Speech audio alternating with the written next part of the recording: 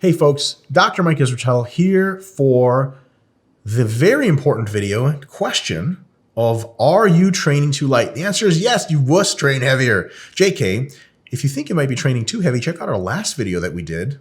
Same subject, now opposite side of the fence. Remember, the question here is, are you training too light for hypertrophy training? And very similar setup to the last lecture that we did.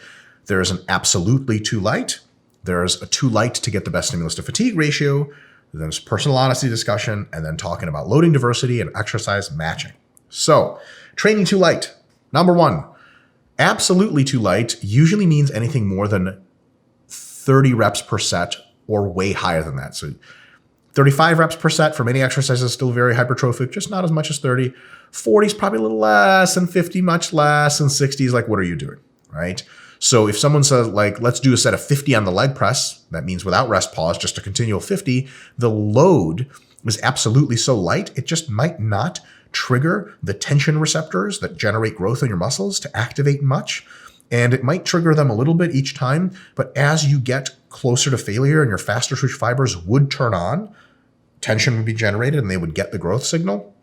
They might be so inundated with metabolites, the burn, by the time they get there that they never even bother turning on much.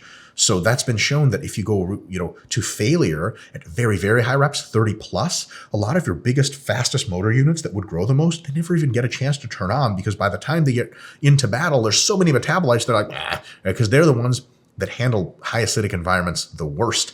And their excitation contraction coupling, their ability to actually, the nerve cells contract and they actually contract, degrades worse than the slower twitch muscle fibers in these highly acidic environments, these metabolite inundated environments. So people will say, well, as long as you get close to failure, all your faster twitch motor units activate. That's actually not true for very high rep sets. Anything above 30, and you're probably not getting as much juice out of your muscles as you could, because by the time all of your muscles are really ready to go, they're so tired, they're not going anywhere, right? It's almost like, here's actually a really decent analogy. It's taking your best sprinter, and instead of having him sprint as fast as possible right out of the gate and then stop after 100 meters, you're making him walk 5 miles with no shoes and then sprint right at the end of that 5 miles. Go. Is he going to sprint pretty fast? Sure. Is it going to be remotely as fast as he ever did? Absolutely not, because he's so tired leading up to that. If you had an endurance runner, more slow twitch, walk 5 miles and then sprint as fast as he could, his top sprint speed would be almost the same, because he just doesn't get tired walking 5 miles. Whereas a fast twitch sprinter gets very, very tired. Same idea. Actually, it's a homological concept, not an analogical concept. It's literally the same processes. So here's the deal. Yes, okay, let's say you're not going higher than 30 reps. But sometimes sets of 10 to 20 even, and often sets of 20 to 30, which are supposed to be hypertrophic, may for you, for a certain muscle or for a certain exercise, not be worth it on stimulus to fatigue ratio. The stimulus might not be that great and the fatigue might be really high. So maybe it's too light of training in that condition, even if it's under 30 reps. How do we know that's the case? Some of the following things could be happening, some or all of them. And the more, the merrier, in the sense, the more of these things that happen that I'm going to list, the more likely it is the training is too light in that context, for that muscle, for that exercise, for that phase of training, so on and so forth. Here's the deal. Limiting tension at low reps in reserve is not in the target muscle. Like, the reason your pull downs are not happening anymore is because your rear delts and your forearms can't generate enough tension to pull the weight down and to hold it. Your lats are actually sort of fine. They're not even remotely close to failure, right?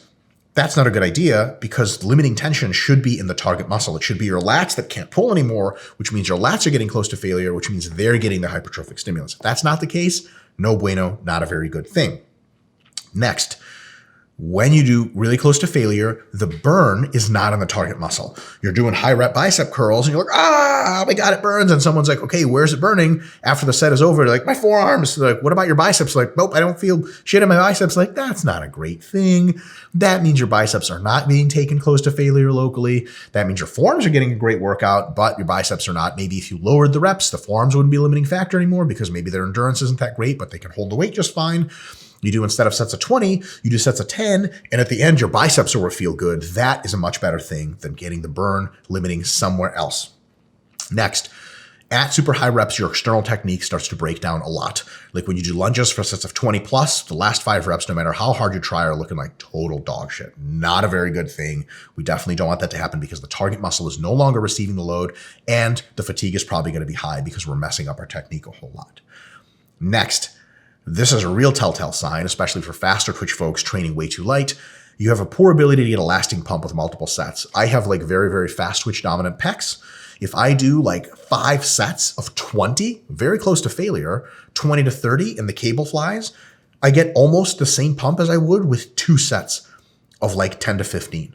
It's like, what the hell have I been doing? It just feels like I'm doing an endurance work. You know, if you're a decent runner, you go run for 2 miles, you don't get a pump in your quads. You just feel tired, right? Like, oh yeah, my quads felt like they worked. If someone's like, you got a crazy pump? Like, no, a lot of people who their muscles are more fast twitch, they just don't get incredible pumps from higher reps. It just doesn't happen. They just feel tired. If that's happening, it's a very good chance the weight is not heavy enough and you need to increase the weight.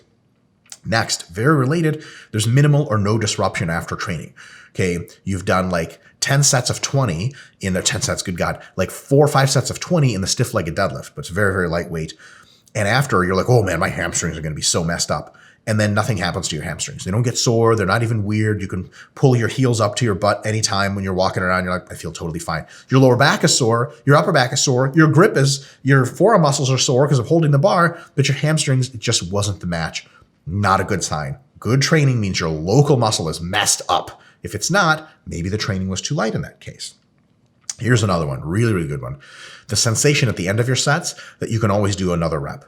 Okay, which either happens when your technique is crappy and you're doing more reps, which is bad, or even if your technique is good and you feel like, okay, you stop the lat pull down, then you can do one more, stop, and you can do one more, and you can do it, and you keep going. How can you say you're getting close to failure if you can always feel like you can do one more rep? You're not. Sometimes when the weight is really, really light, your metabolites clear so fast that you can keep going. That means your faster twitch motor units will never really turn on because you just keep always having more reps in reserve, and they only really turn on at very low reps in reserve. And remember, we talked about they get inundated with metabolites anyway by that point, so it's a non-starter. If your sets don't have distinct failure points, you need to train harder. And here's the thing, train heavier. Heavy weight has the most fucking distinct failure points ever. Okay, I put your 5 RM on the bench. Motherfucker, you're not always going to be able to do one more rep. It's going to get to the point where you're like, yeah, that's it. Right? But if I put your 30 RM on the bench, you might be like, and then you just keep going, right? How do you know if you're close to failure? You could have quit when it was really 10 reps in reserve. So that is a good sign to go lighter for sure.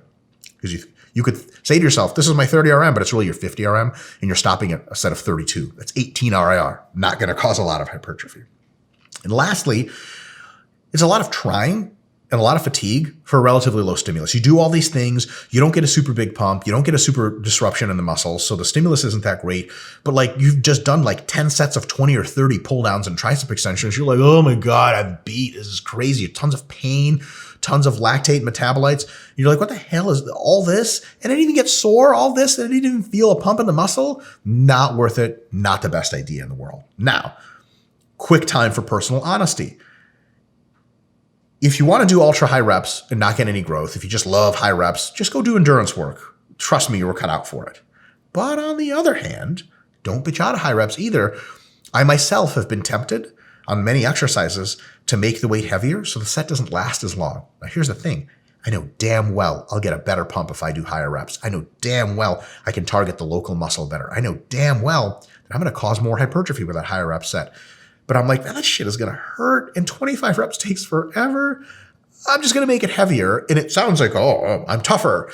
But sometimes people make weight heavier so the set doesn't last as long and they don't get as big of a burn. Then they do sets of 10 instead of sets of 20, and it's a fine stimulus, but it's not as good, and you know it. So here's the thing. Don't be a wuss. Just the same way in the last lecture, we talked about not running away from good heavy training and saying, oh, that's too heavy. Don't run away from good high rep training. Man up or woman up and do what it takes.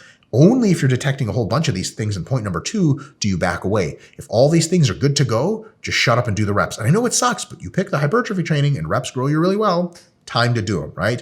People say stuff like, bro, that's just cardio. Like, no, you're a wuss, okay? That's a typical like powerlifter joke. Like, sets of 5+ is cardio. Like, shut up. Okay, if you did sets of 10, you'd look much more like a bodybuilder, which is to say bigger and leaner, but you don't want to do it because you get tired. Oh no, right? So a lot of personal honesty required there. Now, lastly, loading diversity and exercise matching, very similar discussion to our last video, so I'm going to keep it short and sweet. Some exercises are supposed to be trained heavier, and they're more conducive to that. To put it another way, they're safer to train heavier, there's less joint fatigue, you can get a better mind-muscle connection, better tension through the target muscle, and the target muscle is still the limiting factor. deadlifts, presses, squats, barbell rows, pull-ups, etc. Sets of 5 to 15 are great.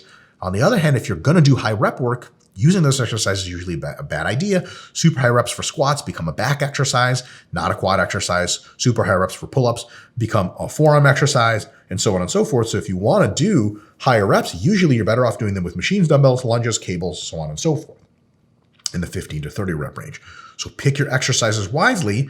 Yeah, using the whole 5 to 30 range is a good idea, but when you go heavier, you have certain exercises that are more conducive to heavy training. And then when you go lighter, use the exercises that are more conducive for light training, right?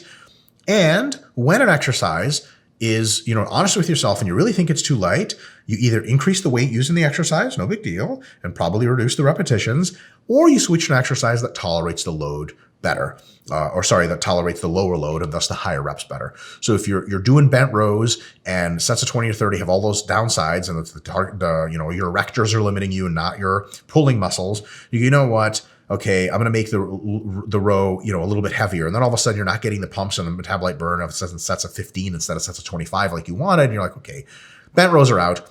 You do cable rows and all of a sudden you're doing sets of 25 reps and you're hitting every muscle where you're supposed to and everything's really, really awesome. So then you made the correct decision. Now, same as in the heavy loading range, the lightest ranges are not for all muscle groups, not for all exercises, and not for all individuals. You can run into a situation where you get pretty much nothing out of reps of a certain number out of certain exercises. People might say lunges, they're great. Do sets of 20 plus, and you do them, you just never get anything out of them.